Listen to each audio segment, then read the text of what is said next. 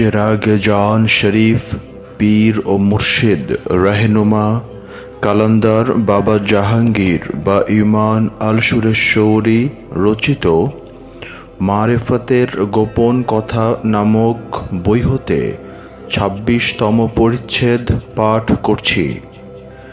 ইসলামী সাম্যভিত্তিক মানুষে মানুষে ভালোবাসা।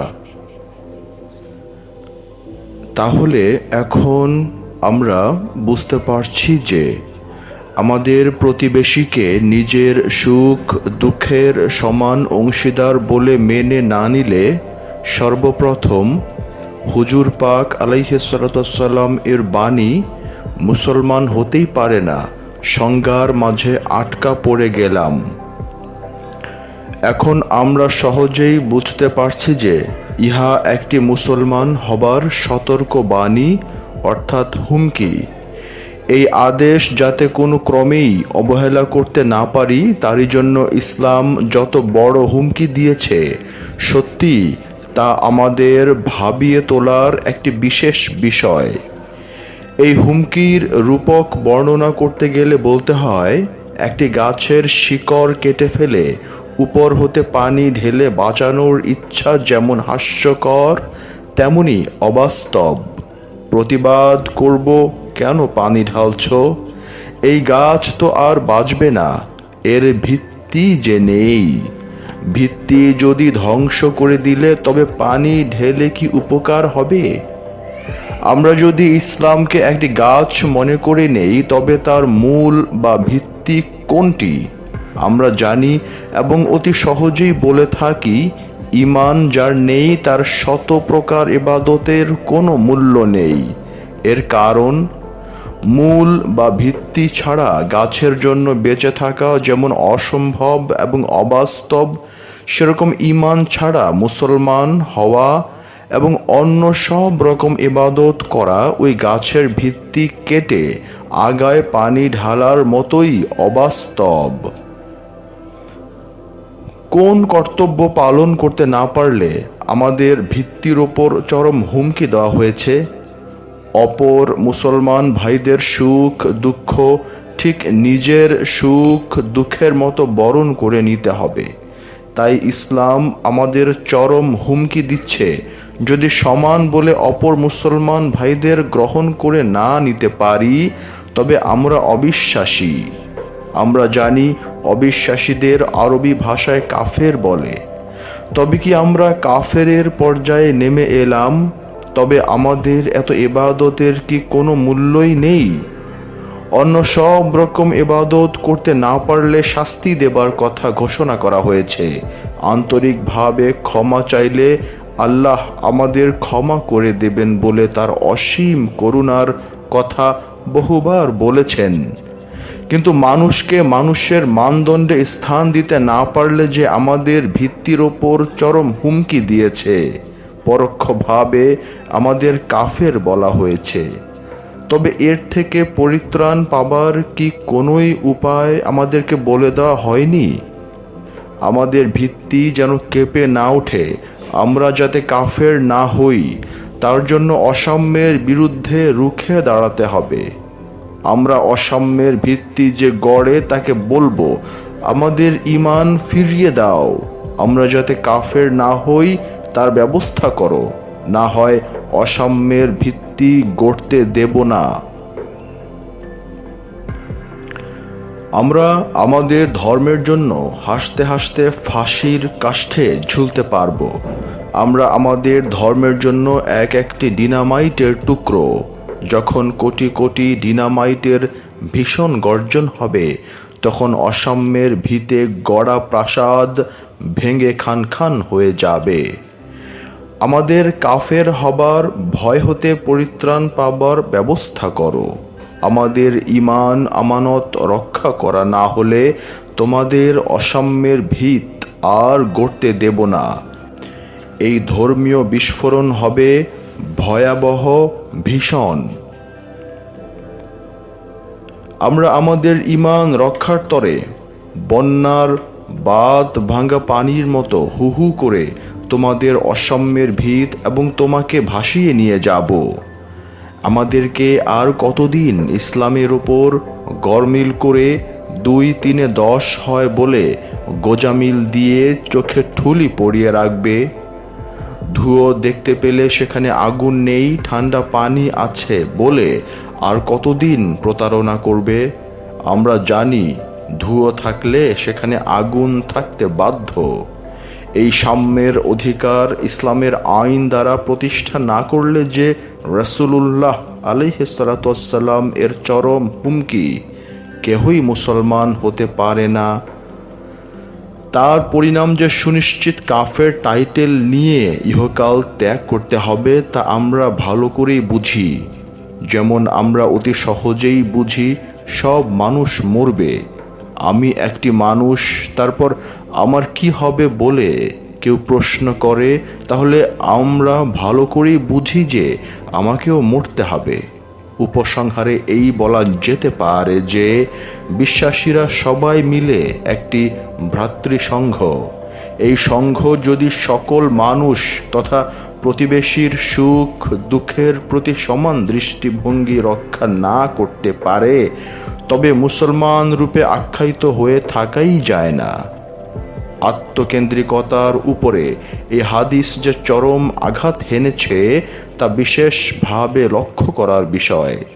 ক্লাস প্রিভিলেজ অর্থাৎ শ্রেণী স্বার্থের ওপর প্রবল আঘাত করে সাম্যের ভিত্তির ওপর স্থাপন করা হয়েছে মানুষের চিন্তাধারা, বস্তু বন্টন, আধ্যাত্মিক অবস্থা, সুখ দুঃখের অনুভূতি এবং মানবীয় সর্বপ্রকার শিক্ষা ও উৎকর্ষের উপরেও সাম্যবাদের প্রতিষ্ঠাই করা হয়েছে। শুধু মৌলিক প্রয়োজনের বিষয়ই প্রতিবেশীর অধিকার মেনে নেওয়া হয়নি, বরং ললিতকলা, শিক্ষা ইত্যাদি সকল বিষয়ই নিজের জন্য যা এবং যতটুকু পছন্দ করা হয় তা সকল ভাইদের জন্য পছন্দ করতে হবে, নতুবা সে বিশ্বাসী থাকতেই পারে না। ইহাই ইমানদার মুসলমানের স্বরূপ।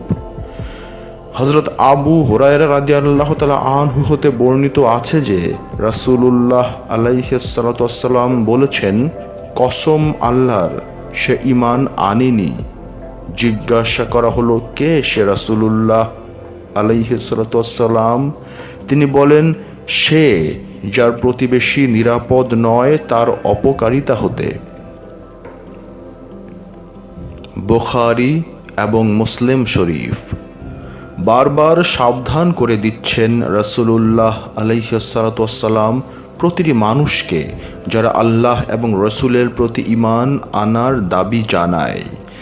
এই হাদিসটিতে হুজুর পাক আলাইহিস সালাতু ওয়াস সালাম আমাদেরকে প্রতিবেশীদের প্রতি কর্তব্য ও দায়িত্ব পালনের এমনভাবে তাগিদ দিচ্ছেন যা পালন করতে না পারলে মহান আল্লাহকে সাক্ষী করে বলেছেন যে সে ঈমান আনেইনি।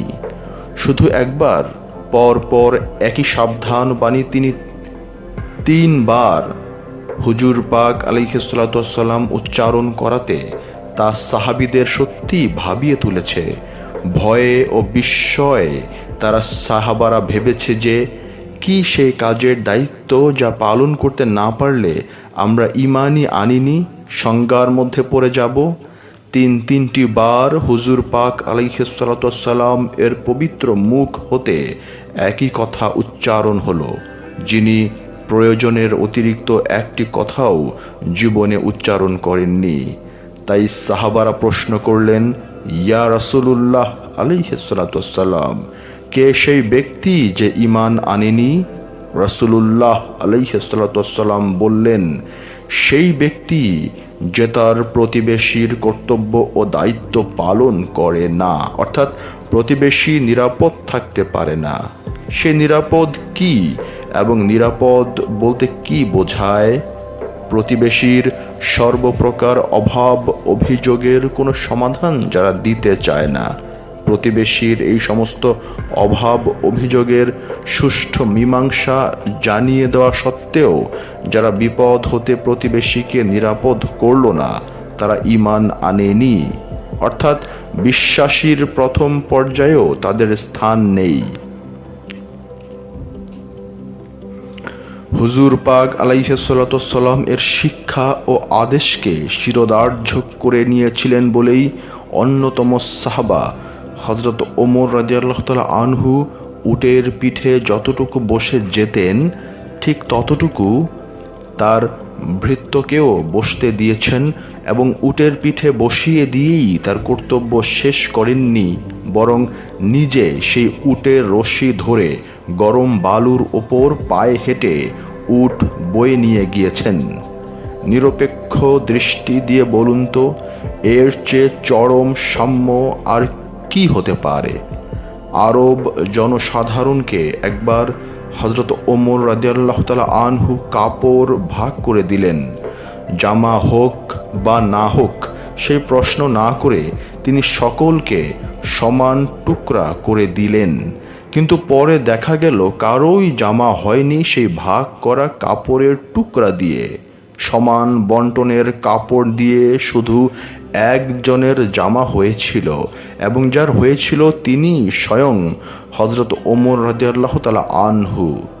জুমার নামাজের পূর্বে খুতবা পাঠে উদ্যত হতেই আবু সাঈদ খুদরি রাদিয়াল্লাহু তাআলা আনহু ওমর রাদিয়াল্লাহু তাআলা আনহুকে বাধা দিলেন এবং বললেন, আমার কথার উত্তর দিতে হবে, না হলে আপনি খুতবা পাঠ করতে পারবেন না।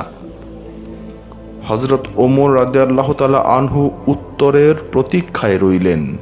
হযরত আবু সাঈদ খুদরি বললেন, আমাদের যে কাপড় সমান ভাগে ভাগ করে দিয়েছেন তাতে কারোরই জামা হয়নি, কিন্তু আপনার জামার কাপড়ে কি করে জামা হলো? ওমর বললেন, আপনার প্রশ্নের উত্তর আমার ছেলে দিবে। ওমরের পুত্র দাঁড়িয়ে বললেন, এক টুকরো কাপড় দিয়ে আমাদের কারো জামা হলো না বলে আমার কাপড়ের টুকরোটি বাবাকে দিয়েছি। বাবার জামার মাঝে কাপড়ের তালির ভারও সইতে পারে না বলে চামড়ার তালি লাগিয়ে পড়ছেন। হাদিসে কুদসিতে বর্ণিত হয়েছে যে আল্লাহ বলেন, সমস্ত দুনিয়ার সম্পদের দাম যদি একটি মাছির একটি ডানার সমান বলেও মনে হতো, তবে পথভ্রষ্টদের তথা কাফেরদের এক ঢোক পানিও পান করতে দিতাম না। হযরত জাবির রাদিয়াল্লাহু তাআলা আনহু হতে বর্ণিত আছে, হুজুর পাক আলাইহিসসালাম একটি কান কাটা মৃত ছাগলের বাচ্চার কাছ দিয়ে চললেন। তিনি জিজ্ঞেস করলেন সাহাবাদের, তোমাদের মধ্যে কে চায় যে ইহা 1 দিরহাম দিয়ে কিনবে? তারা বললেন, আমরা ইহা কিছু দিয়েই নিতে চাই না। তিনি বললেন, তবে কসম আল্লাহর, দুনিয়া তুচ্ছতর তোমাদের এই ছাগলের বাচ্চা হতেও। মুসলিম শরীফ। মুস্তাউরিদ বিন শাদ্দাদ হতে বর্ণিত আছে, হুজুর পাক আলাইহিসসালাম বলেছেন, আল্লাহর দুনিয়ায় আখেরাতের সঙ্গে তুলনায় তেমনি যেমন কেহ আঙ্গুল সাগরে ডুবিয়ে দেখে কতটা পানি এনেছে উহা। মুসলিম শরীফ।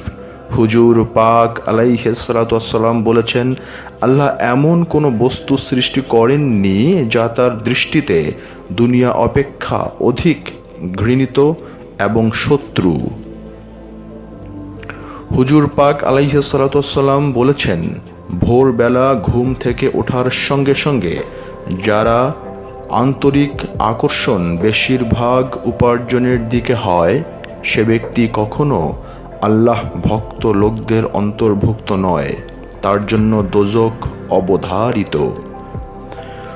হুজুর পাক আলাইহিসসালাম বলেছেন, কিয়ামতের মাঠে এমন কতগুলো লোক উপস্থিত হবে যাদের পুণ্য কার্যসমূহ তেহমা পর্বতের মতো উঁচু হবে, তথাপি তাদেরকে দোজখে নিক্ষেপ করা হবে।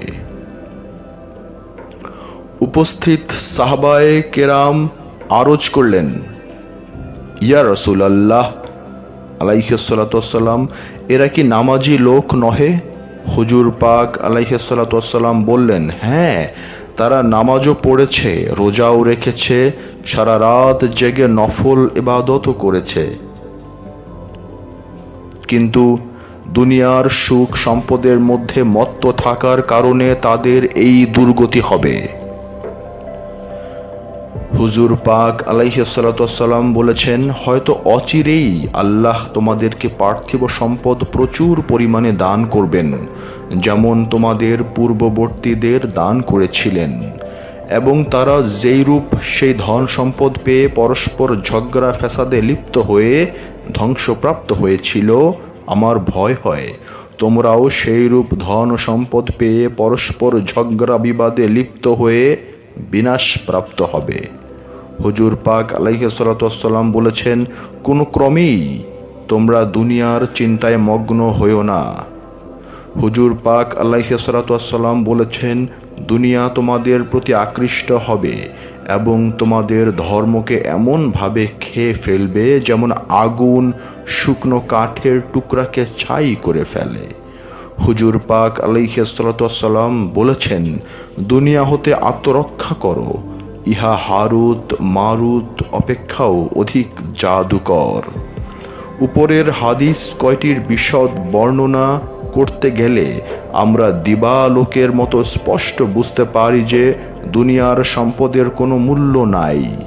এই মূল্যহীন পার্থিব সম্পদকে নিয়ে টানা হেচড়ায় সচেষ্ট থাকলে আমরা যে কি করে মুসলমান বলে বিবেচিত হই তা আমরা উপলব্ধি করতে পারি না। ভোগ বিলাসের প্রতি যদি ইসলামের দৃষ্টি প্রখর থেকে থাকে, তবে কেন ভোগের উগ্রতাকে আল্লাহ লাভের এত বড় অন্তরায় বলে ঘোষণা করা হলো? পেট ভরে দুটো সমান বন্টন করে খেলেই আদর্শের সৃষ্টি হয় না। দুবেলা খাওয়াটাই আমাদের নজরে বেশি পড়ে বলে নৈতিক আদর্শ হারিয়ে শুধু আমরা খাবো বলে কোটি কোটি মানুষের গ্রাসকেও ছিনিয়ে নিতে দ্বিধা বোধ করি না।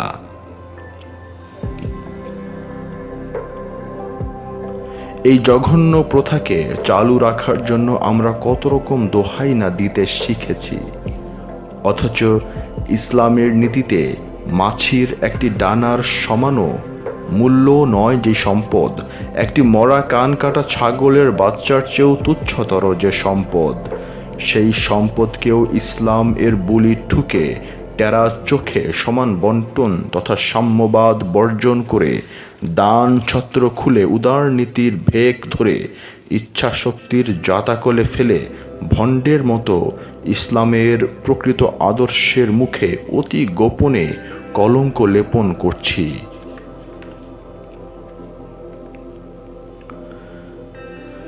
দুনিয়ার পার্থিব ভোগবিলাসে মত্ত থাকা শকুনিরা আবার সম্মানের আশা করে। কতদিন আর মানুষের পাঁজর ভেঙে খুন বের করে তোমার বিলাসিতার উপকরণ জোগাড় করবার জন্য ঢেলে দেবে?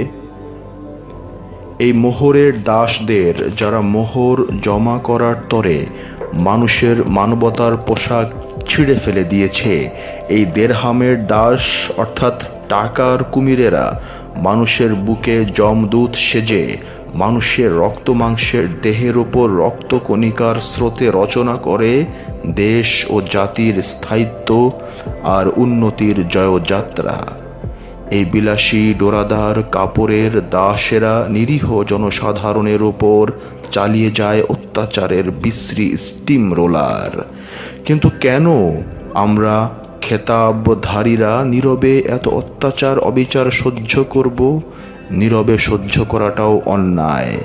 তাতে অত্যাচারের সীমা পেরিয়ে ভয়াবহতার করুণ দৃশ্য ফুটে ওঠে সমাজের প্রতিটি ভাঙা কুটিরে। প্রকাশ্যভাবে আল্লাহর দেওয়া এই বিধানকে সত্য জেনেও যদি আমরা কার্যে পরিণত না করি, তবে আল্লাহ তার পবিত্র কোরআনে বারবার ঘোষণা করেছেন অভিশাপের হুমকি। বারবার আমাদেরকে নীরব দর্শকের ভূমিকা গ্রহণ না করে আমাদের ভাগ্যকে পরিবর্তন করার তরে রুখে দাঁড়াতে বলেছেন। উপযুক্ত ব্যবস্থা গ্রহণ করে সংগ্রাম করার কঠিন শপথ নিয়ে আমাদের জাতীয় ভাগ্যকে পরিবর্তন করতে বলেছেন। যদি তা না করে শুধু হা করে আহা উহু করি আর কুড়ের মতো দাঁড়িয়ে তামাশা দেখি, তবে আল্লাহ আমাদের ভাগ্যকে পরিবর্তন করবেন না। ইহা কোরআনের স্পষ্ট আদেশ। আমরা প্রাকৃতিক দুর্যোগের মুখে লাখো লাখো মানুষ বোবার মতো জীবন দিতে পারি, কিন্তু তবুও আল্লাহ এবং রসুলুল্লাহ আলাইহিসসালাম এর অমৃত বাণীকে বুকে নিয়ে সংগ্রাম করার তরে ওই মোহরের দাসদের বিরুদ্ধে দাঁড়াতে চাই না। আমাদের ধর্মীয় চেতনা আর দর্শনকে মন মে শেখ ফরিদ বগল মে ইট এর ছাঁচে গড়ে নিয়েছি। তার জন্য আমাদের ভাগ্যে দিনের পর দিন ঘন অন্ধকারের মতো নেমে আসছে অশান্তি আর অভিশাপ। আল্লাহ এবং রসুলুল্লাহ আলাইহিসসালাম বুঝতে পারেন আমাদের এই মরুভূমির তপ্ত বালুতে মরিচিকার বালু জলের উত্তাল তরঙ্গের ফসফসানি। আমাদের ধর্মীয় চেতনা আর দর্শন দূর হতে জলের উত্তাল তরঙ্গের শব্দ, কিন্তু তৃষ্ণা মেটাতে গিয়ে কাছে এগিয়ে এলে খই ফোটা গরম চিকচিক করা বালি আর বালি। আল্লাহ আহ্বান জানাচ্ছেন, কে আছো? কে মোহরের দাসদের বিরুদ্ধে রুখে দাঁড়িয়ে নিজের ভাগ্যকে পরিবর্তন করতে চাও? কিন্তু সমাজ জাতি তো দূরের কথা, ব্যক্তি বিশেষও মোহরের দাসদের যারা ধর্মের মুখোশ পরে লালন পালন করছেন, সেই প্রধান মোহরের দাসদের উচিত শিক্ষা দিয়ে হুজুর পাক আলাইহিসসালাম এর আদর্শ প্রতিষ্ঠা করার তরে এগিয়ে আসতে দ্বিধা বোধ করছে।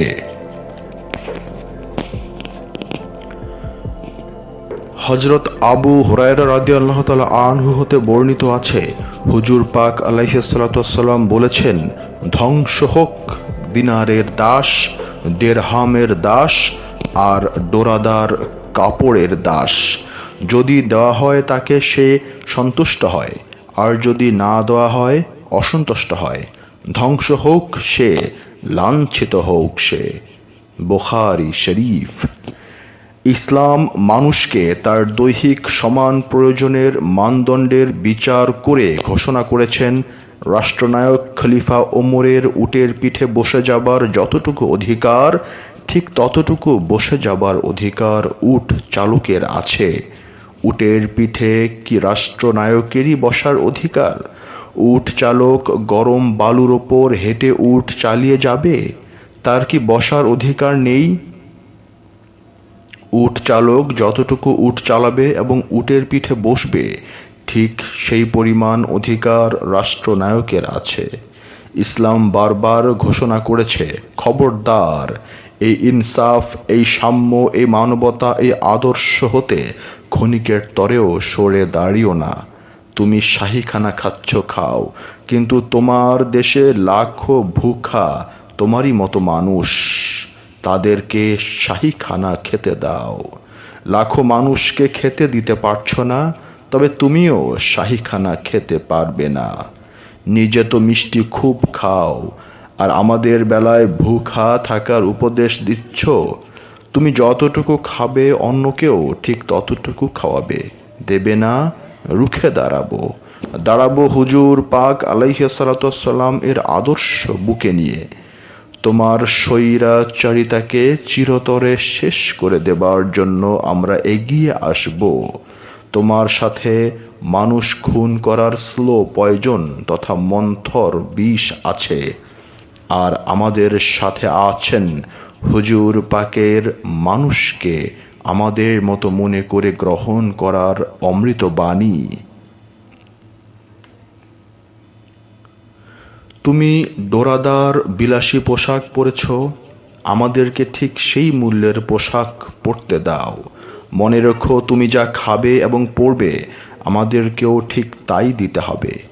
ওই দেখো, হযরত আবু যর গিফারি রাদিয়াল্লাহু তাআলা আনহু যখন ভৃত্যকে গালি দিয়েছিলেন, হুজুর পাক আলাইহিসসালাম তৎক্ষণাৎ হুঁশিয়ার করে দিয়ে বললেন, কেন ওকে গালি দিচ্ছ? তুমি কি ভুলে গেলে যে সে তোমারই ভাই? তুমি যা খাবে এবং পরবে তাকে তাই দিতে হবে। আমি দেখছি এখনো জাহেলি যুগের প্রভাব তোমাদের ভেতর কাজ করছে। ইসলাম শিক্ষা দিচ্ছে, ইসলামী দৈহিক ও মানসিক সর্বপ্রকার দাসত্ব হতে মুক্তি দানের বিধান। দৈহিক দাসত্ব বলতে ধারণা করতে পারি যে দৈহিক দুঃখ, কষ্ট, যাতনা ইত্যাদি প্রধানত দাসত্ব। অভাবে অনাহারে একটি মানুষ দিনের পর দিন ভীষণ কষ্ট পাচ্ছে, অথচ ভোগ বিলাসে ডুবে থেকে অপর একটি তারই মতো মানুষ জীবন কাটিয়ে দিচ্ছে। এই দুটো মানুষের দৈহিক জীবনধারার একটিও ইসলাম মেনে নেয়নি। তাই ইসলাম মানুষকে তার দৈহিক প্রয়োজনের উপযুক্ত মানদণ্ডে বিচার করে ঘোষণা করেছে, তোমার দৈহিক জীবন ধারণের মুক্তির তরে যতটুকু প্রয়োজন ঠিক ততটুকু অপর একটি মানুষের বেলাতেও প্রয়োজন। ইহাই ইসলামের সামাজিক আইন অর্থাৎ বিধান। উপসংহারে বলতে পারি যে জাতীয় সম্পদকে সমানভাবে বন্টন করে দিতে হবে। প্রতিটি মানুষ যাতে দৈহিক দাসত্ব হতে সম্পূর্ণ মুক্তি পেতে পারে তারই তরে আমাদেরকে এবং আল্লাহ এবং হুজুর পাক আলাইহিস সালাতু ওয়াস সালাম বারবার স্পষ্ট ভাষায় সতর্ক করে দিয়েছেন। মানুষের মাঝে যাতে দৈহিক মুক্তির তরে অসাম্য না দেখা দিতে পারে তারই জন্য দুনিয়ার পার্থিব সম্পদের যে কোনো মূল্যই নেই, সেই কথা কোরআন এবং হাদিস শরীফে শত শত বার শত শত শৈলীতে প্রকাশ করে আমাদেরকে সাবধান করে দিয়েছেন।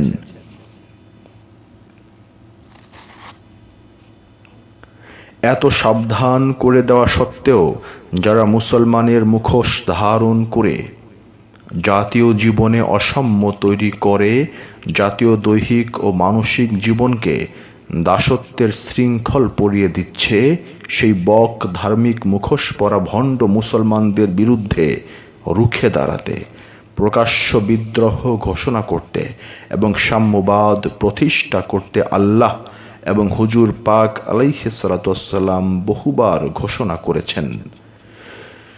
একটা গোটা জাতির দৈহিক জীবনে অসাম্য তৈরি করে সামান্য মুষ্টিমেয় স্বার্থপর ব্যক্তি দৈহিক উপকরণ অর্থাৎ পার্থিব সম্পদ নিজেদের ভোগবিলাসে ঢেলে দিচ্ছে। ওই স্বার্থপর মুষ্টিমেয় ব্যক্তি ধর্মের নামে বড় বড় বুলি আউড়িয়ে জনসাধারণকে বিভ্রান্ত করে। তাদেরই উঁচু দালানের দ্বারে লাখো মানুষ কেঁদে বেড়ায়, আকুল আবেদন জানায়, কিন্তু তাদের মন থাকলেও কাতর কান্নাকে অনুভব করার শক্তি তারা হারিয়ে ফেলেছে।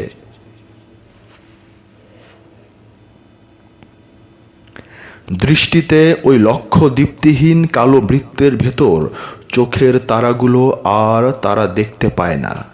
হুজুর পাক আলাইহিস সালাতু ওয়াস সালাম আমাদেরকে এই সমস্ত স্বার্থপর ব্যক্তিদের স্বভাব বর্ণনা করে বলেছেন, তাদের মন আছে বটে, বুঝবার শক্তি নেই। তাদের কান আছে, শুনতে পায় না।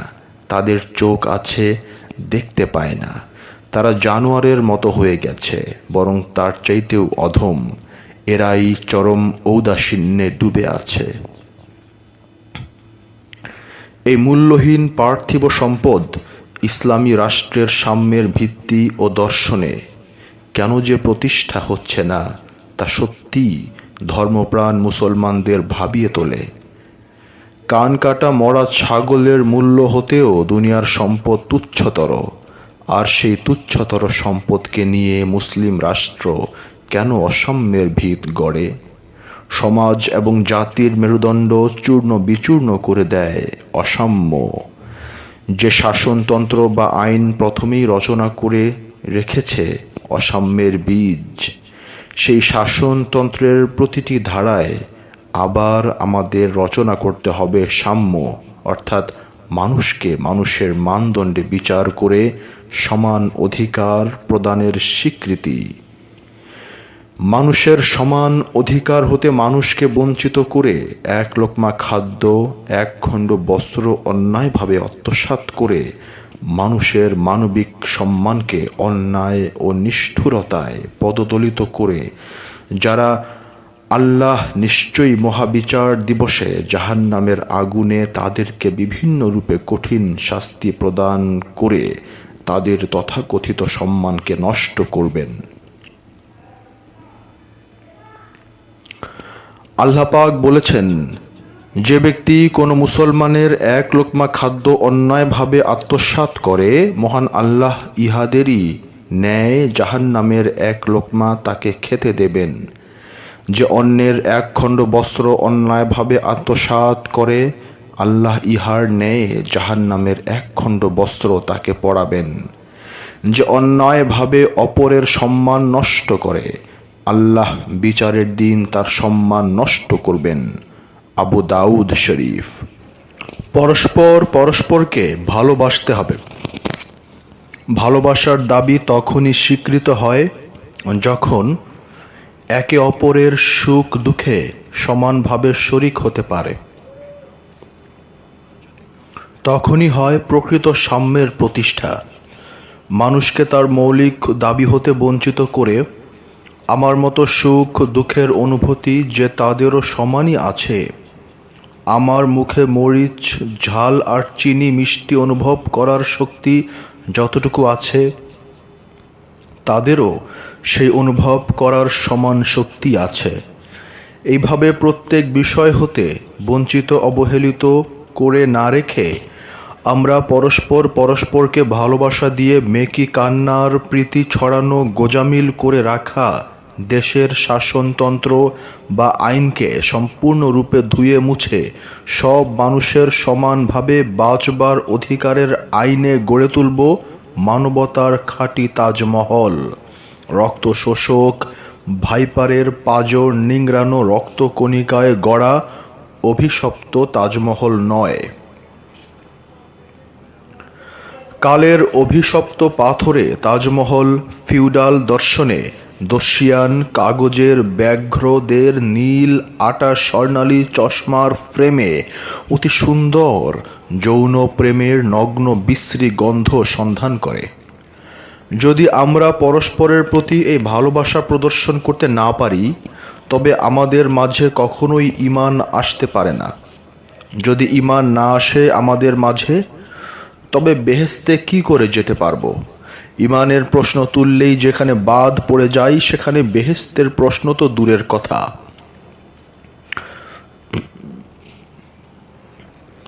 হযরত আবু হুরায়রা রাদিয়াল্লাহু তাআলা আনহু হতে বর্ণিত আছে যে রাসূলুল্লাহ আলাইহিস সালাতু ওয়াসসালাম বলেছেন, ঈমান না আনা পর্যন্ত তোমরা বেহেশতে যেতে পারবে না, এবং পরস্পরকে ভালো না বাসলে ঈমান আসতে পারে না। আমি কি তোমাদের এমন কার্যের সন্ধান দেব না যা করলে তোমরা পরস্পরকে ভালোবাসবে? তোমাদের ভেতর শান্তি বিস্তার করো। মুসলিম। পরস্পরের প্রতি ভালোবাসার মৌলিক দাবি দেশ ও জাতির বুকে প্রতিষ্ঠা করার তরে যদি আমরা বোবা দর্শকের মতো হা করে তাকিয়ে থাকি, তার পরিণাম যে স্পষ্টভাবে কাফের টাইটেল নিয়ে জাহান্নামে যেতে হবে, সে বিষয়ে হুজুর পাক আলাইহিস সালাতু ওয়াসসালাম স্পষ্ট ভাষায় আমাদেরকে সাবধান করে দিয়েছেন। আমাদেরকে তাই কাফের হয়েও না বলে তিনি সতর্ক করেছেন। মানুষের গ্রীবাদেশে আঘাত হেনে মৌলিক দাবি হতে মানুষকে ধাক্কা মেরে ফেলে দিতে বারণ করে দিয়েছেন। হযরত জোরাই রাদিয়াল্লাহু তাআলা আনহু হতে বর্ণিত আছে যে রাসূলুল্লাহ আলাইহিস সালাতু ওয়াসসালাম বিদায় হজে বলেছেন, আমার পরে তোমরা কাফের হইও না এবং পরস্পরের গ্রীবাদেশে আঘাত করো না। বুখারী এবং মুসলিম শরীফ। মূল্যহীন পার্থিব সম্পদকে আত্মসাৎ করে অপর ভাইদের বঞ্চিত করে যারা সমাজের বুকে ভদ্র এবং ধনী সাজে, তারা কাফের। শুধু কি কাফের, এরা মানব সমাজের মধ্যে ভাঙন ধরিয়ে বিভিন্ন শ্রেণীতে বিভক্ত করে ফেলে। এরা ভুলে গিয়েছে যে সকল মানুষের প্রাণের মূল্য সমান। মানুষকে কৌশলে বাধ্য করে তাদের গোলাম বানিয়ে রেখে মানুষের প্রাণের সমান মূল্যবোধের সাম্যবাদকে নিষ্ঠুরের মতো উপড়িয়ে ফেলে দিয়ে করুণ হা হুতাশের বেদনার্ত ছবি মানুষের বুকে এঁকে দিয়েছে। মানুষ যে তাদেরই মতো একই প্রাণের অধিকারী, তারা তা গর্বের সহিত অস্বীকার করে। তারা ভুলে গিয়েছে হুজুর পাক আলাইহিস সালাতু ওয়াসসালাম এর আবেদন আর সতর্ক বাণী। হুজুর পাক আলাইহিস সালাতু ওয়াস সালাম বলেছেন, সকল মুসলমানের প্রাণের মূল্য সমান। আল্লাহ বলেন, বিশ্বাসীগণ পরস্পর ভ্রাতা। তারা অস্বীকার করে আল্লাহ এবং হুজুর পাক আলাইহিস সালাতু ওয়াস সালাম এর দেওয়া সাম্যবাদ। তারা মানুষের বুকের ওপর প্রকাশ্যে রচনা করে মানুষের রক্ত দিয়ে ভোগ বিলাসের পাথর প্রাসাদ। মানুষকে বোকা বানাবার জন্য মানুষের চোখে কলুর বলদের ঠুলি পরিয়ে দিয়ে মসজিদ ঘরে মুসলমান সেজে 5 ওয়াক্ত নামাজ আদায় করে। কিন্তু আফসোস, এই ভণ্ডদের সমুচিত শাস্তি দেবার জন্য আমরা এগিয়ে আসি না। আমাদের এই দিনের পর দিন নীরবতার দরুন তারা তৈরি করে রাখে নিরাপত্তার লৌহ প্রাচীর। আমাদের প্রাণের মূল্য যে তোমাদের প্রাণের মতো সমান, তা তোমরা উপহাসের হাসি দিয়ে উড়িয়ে দিয়েছ। আমাদেরকে দাসের আধুনিক সংস্করণ বানিয়ে তোমরা পশুর মতো ব্যবহার করছো। কিন্তু তোমাদের বাইরের দিকটি এত চতুরতার নাক পাশে ঘিরে রেখেছ, যার জন্য সহজে আমরা বুঝে উঠতে পারি না। মানুষ কোনোদিন মানুষের দাস হতে পারে না, মানুষ আল্লাহর দাস। আল্লাহ আমাদের মালিক তথা প্রভু। আল্লাহ বহুবার ঘোষণা করেছেন যে আসমান জমিনের একমাত্র মালিক হলেন তিনি, অন্য কেউ নয়।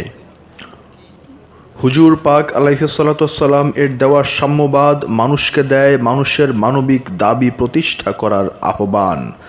মানুষ হয়ে মানুষের কাছে ছোট বড় ভেদাভেদ নেই, সব মানুষের প্রাণের মূল্য সমান। নিজের জন্য যা পছন্দ অপরের জন্য তা করা মেনে না নিলে মুসলমান হতেই পারছি না। আমাদের প্রথমে তাই মুসলমান হবার সীমানাতে দাঁড়াতে হবে। তারপর প্রশ্ন আসে আমিত্ব হারিয়ে আল্লাহর সঙ্গে সংযোগ প্রচেষ্টা তথা সালাত কায়েম করার কথা। যারা আমাদের মুসলমান হতেই পারি না কে স্বীকৃতি দেবার আমলটুকুও রাখে না, তারা কি শুধুই কাফের? তারা তো আল্লাহ এবং রাসূলের বিরুদ্ধে যুদ্ধ করছে। যারা আল্লাহ এবং রাসূলের বিরুদ্ধে যুদ্ধ করছে, তাদের বিরুদ্ধে কি আমাদের যুদ্ধ করতে বলা হয়নি? কিন্তু আমরাও তো রাসূলের মহাব্বত উপেক্ষা করে নিজেদের প্রাণের ভয়ে চুপ করে আছি। হুজুর পাক আলাইহিস সালাতু ওয়াস সালামকে নিজের প্রাণ এবং সমস্ত কিছু হতে বেশি মহাব্বত করতে হবে। হুজুর পাক আলাইহিস সালাতু ওয়াস সালাম বলেছেন, কেহই ঈমানদার হয় না যতক্ষণ না আমি তার নিকট প্রিয়তর হই তার পিতা এবং সন্তান হতে এবং সমগ্র মানব জাতি হতে। বুখারী এবং মুসলিম শরীফ। কিন্তু আমরাও কি তা মনে প্রাণে গ্রহণ করে নিতে পেরেছি? যদি তাই পারতাম, তবে হুজুর পাক আলাইহিস সালাতু ওয়াস সালাম এর দেওয়া সাম্যবাদ এতদিনে নিশ্চয়ই সমাজের বুকে দৃঢ়ভাবে প্রতিষ্ঠা লাভ করত। আমরাও তো থুতনিতে দাড়ি, মাথায় টুপি, মুখে আল্লাহ রাসূল এবং বগলে ইট লুকিয়ে রেখে হুজুর পাকের প্রতি মোহাব্বতের নহর জারি করতে চাই। দাড়ি রাখা একটি সুন্নত, কিন্তু নিজের জন্য যা পছন্দ করি অপরের জন্য তা করতে না পারলে কি সেই সুন্নতের দাবি এখনো করতে লজ্জা হয় না? হুজুর পাক আলাইহিস সালাতু ওয়াস সালাম বলেছেন, মুসলমান ওই ব্যক্তি যার রসনা এবং হস্ত হতে অন্যান্য মুসলমানগণ নিরাপদ থাকে। বুখারী এবং মুসলিম শরীফ। হযরত আবু হুরায়রা রাদিয়াল্লাহু তাআলা আনহু হতে বর্ণিত আছে, আমি বললাম, হে আল্লাহর নবী, আমাকে এমন বিষয় শিক্ষা দিন যাহা হতে আমি উপকার পেতে পারি। তিনি বললেন, মুসলমানদের পথ হতে অনিষ্টকর পদার্থ দূরীভূত করো। মুসলিম শরীফ। হুজুর পাক আলাইহিস সালাতু ওয়াস সালাম বলেন, পরস্পর পরস্পরকে হিংসা করো না, পরস্পর পরস্পরকে বিপদে ফেলো না, আল্লাহর বান্দাগণকে ভ্রাতা বলে গণ্য করো। বুখারী এবং মুসলিম শরীফ। হুজুর পাক আলাইহিস সালাতু ওয়াস সালাম বলেন, যে ব্যক্তি তার ভাইয়ের হতে অপবাদ দূর করে, দোজখ হতে তাকে মুক্তি দেওয়া আল্লাহর কর্তব্য হয়ে দাঁড়ায়। বাইহাকি। হুজুর পাক আলাইহিস সালাতু ওয়াস সালাম বলেন, বেহেশতে সূক্ষ্ম রেশম বস্ত্র আবৃত ইয়াকুতের স্তম্ভ আছে, ইহাতে খোলার দরজা আছে, দীপ্তিমান নক্ষত্রের মতো ইহা আলো বিকিরণ করছে। তারা জিজ্ঞেস করল, হে আল্লাহর রসূল, কারা তাতে বসবাস করবে? তিনি বললেন, যারা আল্লাহর জন্য পরস্পর পরস্পরকে ভালোবাসে, যারা আল্লাহর জন্য মজলিসে বসে এবং যারা আল্লাহর জন্য পরস্পর পরস্পরের সঙ্গে সাক্ষাৎ করে। বাইহাকি। হযরত ইবনে মাসউদ রাদিয়াল্লাহু তাআলা আনহু হতে বর্ণিত আছে, হুজুর পাক বলছেন, বেহেশতে প্রবেশ করবে না যার অন্তর আছে বিন্দু পরিমাণ গর্ব। এক ব্যক্তি বললেন, মানুষ চায় যে তার পোশাক সুন্দর হয়, জুতা সুন্দর হয়। তিনি বললেন, আল্লাহ সুন্দর এবং পছন্দ করেন সৌন্দর্য। অসুন্দর হচ্ছে হক অস্বীকার করা এবং মানুষকে তুচ্ছ জ্ঞান করা। মুসলিম শরীফ।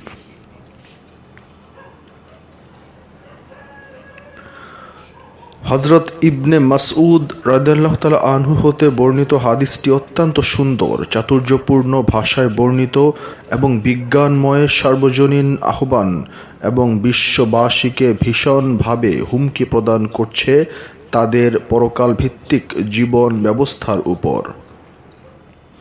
এত স্পষ্ট এবং সার্বজনীন হুমকির মানদণ্ড গোষ্ঠী বা বিশেষ কোনো সমাজকে উল্লেখ করে দেওয়া হয়নি।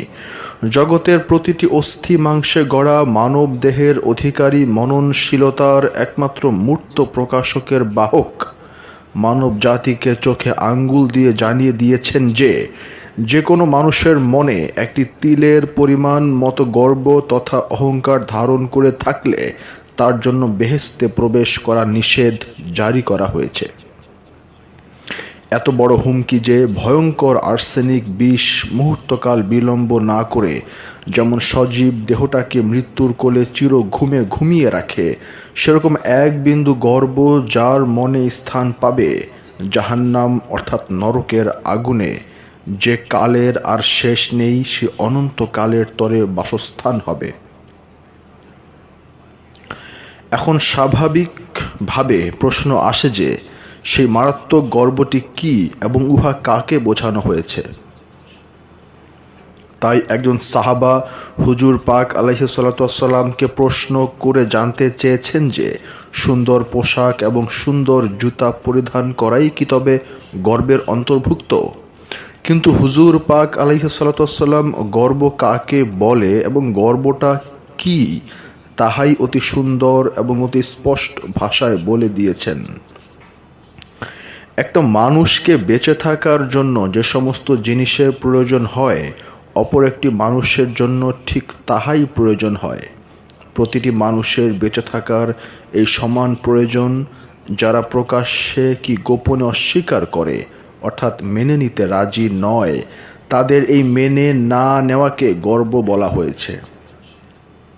কারণ এই মেনে না নেওয়াটাকেই মানব জাতির মানবীয় দাবির হককে অস্বীকার করা বোঝায়। পৃথিবীর প্রতিটি মানুষের হৃদয়ে যে হাসি এবং কান্না জড়িয়ে হৃদয়খানা গড়ানো হয়েছে, পৃথিবীর প্রতিটি মানুষের বেঁচে থাকার তরে সমান অধিকার রয়েছে। এরকমভাবে মানবের সার্বজনীন দাবিগুলোকে ইজমের মুখে লাগিয়ে অস্বীকার করার নামই হলো মানুষের হক অস্বীকার করা। আর এই হক অস্বীকার করাকেই হুজুর পাক আখ্যা দিয়েছেন গর্ব, এবং এরূপ গর্ব কোনো মানুষের হৃদয়ে এক বিন্দু পরিমাণ স্থান পেলে সে বেহেশতে প্রবেশ করতে পারবে না, অর্থাৎ তার জন্য বেহেশতের দরজা বন্ধ। আবার হাদিসটির শেষে আরও অতি স্পষ্ট ভাষায় বলে দেওয়া হয়েছে মানুষকে তুচ্ছ জ্ঞান করা। মানুষ যাতে সহজ সরলভাবে এই কথা কয়টির মর্ম বুঝে নিয়ে ইসলামের পথ ধরে বেহেশতে প্রবেশ করতে পারে, অর্থাৎ মানুষের দেহে মশার মতো সঙ্গীত আর নৃত্যের তালে মানুষের হক অস্বীকার করে, মানুষকে পশুর মতো তুচ্ছ জ্ঞান করে, মৃদুভাবে হুল ফুটিয়ে স্বার্থপর মানুষেরা তাজা খুন পিয়ে যেন রচনা করতে না পারে বিভেদের পাষাণ প্রাচীর। এই হক অস্বীকার করা এবং তুচ্ছ জ্ঞান করার অধিকার মানুষের প্রতি মানুষের নাই। ইহাই ইসলামের প্রকাশ্য ঘোষণা। তাই তো চিন্তাশীল মানুষগুলোকে হুজুর পাক আলাইহিস সালাতু ওয়াস সালাম এর এই হুমকিতে ভাবিয়ে তোলে, এক প্রকার পাগল করে তুলেছে।